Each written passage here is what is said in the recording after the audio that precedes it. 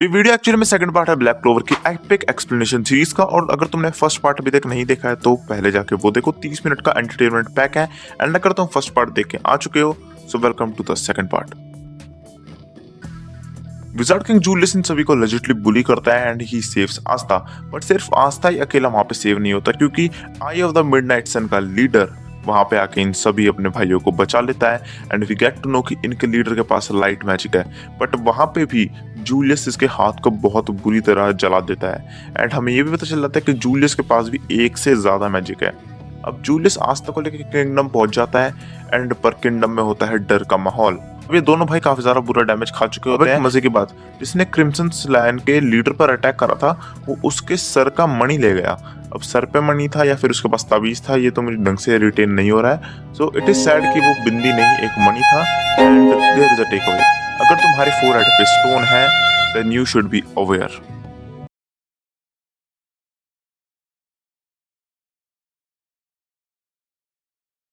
And probably eye of the midnight sun वाली इन stone को कलेक्ट कर रहे हैं for some reason. On the other hand eye of the midnight sun भी अपने फोर्सेस को स्ट्रेंथन कर रहे होते हैं। अगले एक दो एपिसोड से शो के कैनन और फिलर मिक्स्ड है, so we will talk straight to the point. Now Gauche अपनी सिस्टर से मिलने ऑर्फनेज जाता है एंड वहाँ पे जो ऑर्फनेज के सारे बच्चे होते हैं वो रात को किसी सीक्रेट लोकेशन पे जाते हैं। एंड वो अपनी मर्जी से नहीं जाते, ऑब्वियसली वो लोग मैनिपुलेटेड होते हैं एक नेजी नाम के एक मेज से एंड उसका भाई बोरो। ये दोनों इन बच्चों का मैजिक एक्सट्रैक्ट कर रहे होते हैं। तो बारो देखते हैं एक बच्चे में कुछ खास मैजिक है नहीं, तो वो उसे उठा के अपनी केव से उस लोकेशन से बाहर फेंक देता है। एंड उसी बच्चे को बाहर देख के उस केव के अपना गॉश समझ जाता है कि भाई यहीं पे हो रहा है जो कुछ हो रहा है। एंड वो पहुंच जाता है नेजी पे अटैक करने। एंड हम देखते हैं गॉश का रियल पोटेंशियल।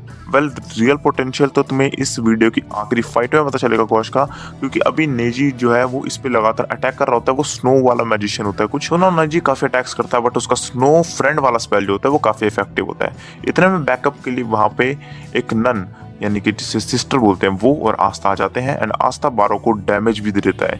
यहाँ पे एक और चीज नोटिस करने वाली ये है कि ये ही गाय ब्लैक बुल्स के सभी लोगों को बता चुका होता है, इन्फॉर्म कर चुका होता है कि ये ऐसा ऐसा सीन यहाँ पे चल रहा है। गॉश नेजी पे अपना रियल डबल स्पेल यूज कर देता है एंड हारा हुआ बैटल जीत जाता है। नेक्स्ट ये सिस्टर बारो को कैप्चर कर लेती है और उनसे इन बच्चों का मैजिक वापस करने की डिमांड करती है। आस्था अपने एंटी मैजिक से इन सभी मैनिपुलेटेड बच्चों को होश में लाता है एंड बारो अपना मड मैजिक यूज के एक छोटा सा फिगर बनाता है जो कि एक स्पेल लाने को बोलता है। एक्चुअली एक स्पेल नहीं, वो एक ट्रांसमीटर होता है। एंड इतने में वहां एंट्री हो जाती है सैली की। एंड नाउ यू नो कि सैली आस्था के पीछे पड़ी थी। अब आस्था इस पे अटैक लैंड तो नहीं कर पाता बट ये आस्था को पकड़ के उस पे लैंड होने की पूरी कोशिश में होती है। नाउ चीजें थोड़ी और बुरी होने से पहले सिस्टर आस्था को बचा लेती है and we get to know कि इस ओल्ड लेडी ने क्रिम्सन स्लैन के कैप्टन को ट्रेन किया है। एंड नाउ बोरो हेल्प मांगता है सैली से and Sally injected a freaking injection in his neck, जिसकी वजह से बारो का mud magic out of control हो जाता है और गॉश मारन को लेकर यहाँ से निकल जाता है, क्योंकि तुम अपनी ऐसे करो, मुझे अपनी बहन को बचाना है। एंड उसे बाकी किसी की परवाह कुछ खास है नहीं। हमें गॉश की बैक स्टोरी भी बताई जाती है कि पहले वो किसी किंगडम का राजकुमार था भाई अपना, but due to family politics he ended up in a jail and eventually Yami was one to save him. ना गॉश अपनी बहन की बातों से मोटिवेट होकर बाकी बच्चों के साथ उसे छोड़ देता है एंड वापस आस्था की हेल्प करने चला जाता है। गॉश बारो की इस वेबिक वाली फॉर्म पे अटैक तो करता है बट वो हर बार अपने आप को रिस्टोर करने में सक्सेसफुल रहता है। देन वापस आस्था अपनी एंटी मैजिक से इस बैटल को इक्वल बनाना शुरू करता है। अभी भी ऑर्ड्स ब्लैक बुल्स के अगेंस्ट से अंटिल गॉश अपनी मांगी की निशान गन दिखाता है। नाउ गॉश अपनी आंखों का यूज करके आस्था की मल्टीपल कॉपी बनाना शुरू करता है, क्योंकि उसके पास बेसिकली मिरर मैजिक है। एंड फाइनली आस्था का एक अटैक सैली को जाके हिट होता है and she got some damage. Now दूसरा भाई जो नेजी होता है वो अपनी गलती रियलाइज कर ही लेता है कि ठीक है भाई बारो मेरा यूज कर रहा था। एंड ये नेजी जो होता है ये थोड़ा सा रोंदू वाला बंदा होता है। एंड जितने में ये अपने आप को कन्फेस करता है इतने में ही एक लाइटनिंग स्ट्राइक करती है and Nezi was dead in an instant. Of the midnight sun का लीडर लिच वहां पर आ जाता है और उसके साथ ये टेलीपोर्टेशन वाला स्पेशल मैजिक वाला बंदा वॉल्टोस भी आ जाता है।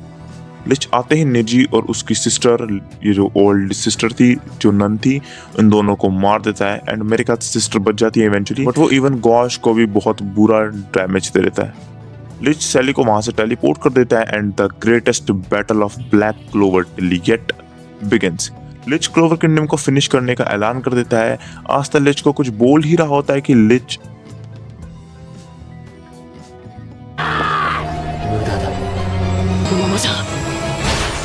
लिच आस्था को उस ग्रीमोर को वर्दी नहीं बताता है एंड फॉर योर इन्फो हमें अभी तक नहीं पता है कि ये ग्रीमोर आई कहाँ से थी। आस्था एंड लिच का पावर डिफरेंस बहुत बहुत मैसिव दिख रहा था एंड लिच जैसे ही आस्था को फिनिश करने वाला होता है वहां आ जाता है Yami and for the first time in the series हमें कैप्टन को फुल्ली फ्लेज्ड फाइट में विटनेस करने वाले हैं। एंड कम ऑन, और आपको यामी की जरूरत है। This guy is brilliant. Yami half Finral के मैजिक की हेल्प से आया था। ये बंदा लिच को यामी के बराबर ही बताता है एंड थर्ड आई यूज करने की परमिशन मांगता है, बट लिच यामी से हेड ऑन फाइट लेने में इंटरेस्टेड था बिकॉज उसके पास लाइट मैजिक है एंड यामी के पास है डार्क मैजिक, मतलब बिल्कुल पोलर अपोजिट्स। नाउ यामी लिच के सारे मूव्स को रिफ्लेक्ट कर रहा होता है एंड इवन दोनों की स्पीड भी काफी ज्यादा सिमिलर होती है। यामी बोलता है कि शायद हम पहले कहीं मिल चुके हैं एंड इस बात से लिच कहीं ना कहीं घबरा तो जाता है। नाउ बीच बैटल में लिच के अंदर का गुलजार बाहर आता है एंड वो एक स्टोरी सुनाना शुरू करता है अबाउट अ टाउन जहाँ के लोग माना से ग्रांटेड थे। वो लोग वेदर को मैनिपुलेट कर सकते थे एंड दूसरों की लाइफ पे इम्पैक्ट डाल सकते थे एंड उनके पास गॉड्स को राइवल करने की पावर थी। दूसरे ह्यूमंस इन्हें गॉड की तरह ट्रीट करते थे एंड एक दिन उनके मन में इन लोगों की पावर को लेकर डर आ गया एंड उन्होंने इनका पूरे टाउन का मर्डर कर दिया एंड उनकी पावर स्टील कर ली। अब यामी को इस बात से कुछ ज़्यादा फर्क पड़ता नहीं और वो इसे पागल बोल देता है कि बीच बैटल में भाई कहानी क्यों सुना रहा है मुझे। एंड इनकी बैटल आगे प्रोग्रेस करती है and it was a head to head battle. तुम फाइट देख के अंदाजा लगा सकते हो कि डोमिनेट कौन किसको कर रहा है। इनफैक्ट हम यामी के बेयर हैंड की स्ट्रेंथ देखते हैं कि बंदा पत्थरों में फेक कर लिच को मारता है एंड फाइनली यामी अपने डार्क मैजिक का एक स्पेल यूज करता है जो कि लिच से पहली ब्लड की ड्रॉप निकलवा देते हैं। यामी आज तक को इस दूसरे मेंबर से लड़ने का ऑर्डर देता है बट ये साला खुद ट्रॉमा में होता है कि यामी ने लिच को आउट परफॉर्म कैसे कर दिया एंड वी सी कि लिच रिकवरी मैजिक भी यूज कर सकता है। Come on dude, this guy is hacker है भाई ये। एंड वो अपना वुंड भी वापस से हील कर लेता है एंड वापस अपना यामी थोड़ी हील कर सकता है। सो अब मेरे ख्याल से कहीं ना कहीं लिच के पास एडवांटेज आ जाता है। रिमेंबर मैंने पिछले पार्ट में तुम्हें कहा था और की के बारे में मैंने तुम्हें थोड़ी नॉलेज दी थी। मैंने अगर तुम्हें ड्रैगन बॉल देखा है तो तुम्हें पहले से पता है कि की क्या है, बट यामी आज तक को बताता है कि वो लिच के सारे अटैक अपनी की का यूज करके डॉज कर रहा था। बेसिकली एक ही बंदा सभी सेंसेस और मसल मूवमेंट को एनालाइज करना होता है एक बंदे की एंड इसका मतलब ये है कि यामी अभी तक लिच के माना को सेंस किए बिना उससे लड़ रहा था। बेसिकली ये एक अर्ली प्रेडिक्शन ऑफ मूव है। नोटिस करना कि लिच ने वाल्टोस को आज तक को फिनिश करने को नहीं बोला बल्कि उसको कैप्चर करने को बोला है। मतलब something is definitely fishy here. Now Valtos के पास एक टेलीपोर्टेशन मैजिक है जिसे तुम स्पेशल मैजिक भी कह सकते हो एंड वो उसी का यूज करके न्यू स्पेशल्स बना रहा होता है और उन्हीं में से अटैक कर रहा होता है। यामी आस्था कहता है कि तू अपना एक हियरिंग वाला सेंस नहीं बल्कि अपने सारे के सारे सेंसेस को एक साथ यूज कर। आस्था वाल्टोस के अगले ही मूव को रिफ्लेक्ट बैक करके उसे बेहोश कर देता है एंड वाल्टस की हालत देखकर लिच को आता है गुस्सा एंड वो लाइट की रस्सियां या कह लो विप्स बनाता है और बोलता है कि इसे प्रेडिक्ट कर ले भाई। ये विप्स अटैक बहुत सारा लीथल साबित होता है। पूरी केव इसकी वजह से गिरना शुरू हो जाती है एंड यामी और आस्था भी उन्हीं पत्थरों के नीचे गिर जाते हैं जो कि केव से टूट के गिरे होते हैं। एंड नाउ यामी एंड लिच का राउंड 2 शुरू होता है and this fight is pure beauty. मतलब इतनी बढ़िया कोरियोग्राफी इस फाइट की। इस फाइट में इस राउंड में फर्क इतना था कि लिच यामी को कहीं ना कहीं बैक एंड पे धकेल के डोमिनेट कर रहा होता है। फाइट आगे प्रोग्रेस करती है एंड यामी लिच से पूछता है कि तुम्हारा मेन पर्पस क्या है। लिच बोलता है कि यामी तू तो इस किंगडम में बाहर से आया है एंड हाँ मैं तुम्हें ये भी बताना भूल गया कि भाई यामी ओरिजिनली क्लोवर किंगडम का नहीं है, वो दूसरे देश से यहाँ पे आया है। तो लिच से बोलता है कि तू खुद इस किंगडम का नहीं है और तूने देखा होगा कि इस किंगडम में कितना ज़्यादा डिस्क्रिमिनेशन है about status and class and तुम लोगों ने भी मेरे ख्याल से ये चीज़ एपिसोड 1 से नोटिस करी होगी। फाइट प्रोग्रेस तगड़े लेवल पे कर रही होती है एंड आस्था का मोटिवेशन पूरा डाउन हो जाता है क्योंकि वो इतनी मेहनत करी है उसने विदाउट मैजिक और वो यहाँ तक पहुँचा है। बट अब वो देखता है यामी और लिच का पावर लेवल और वो महसूस करता है कि कितना ज़्यादा बड़ा गैप है यामी, लिच एंड उसके पावर लेवल में। वाल्टोस वापस अपने पैरों पे खड़ा हो जाता है एंड आस्था वर्सेस वाल्टोस भी साइड बाय साइड शुरू हो जाती है।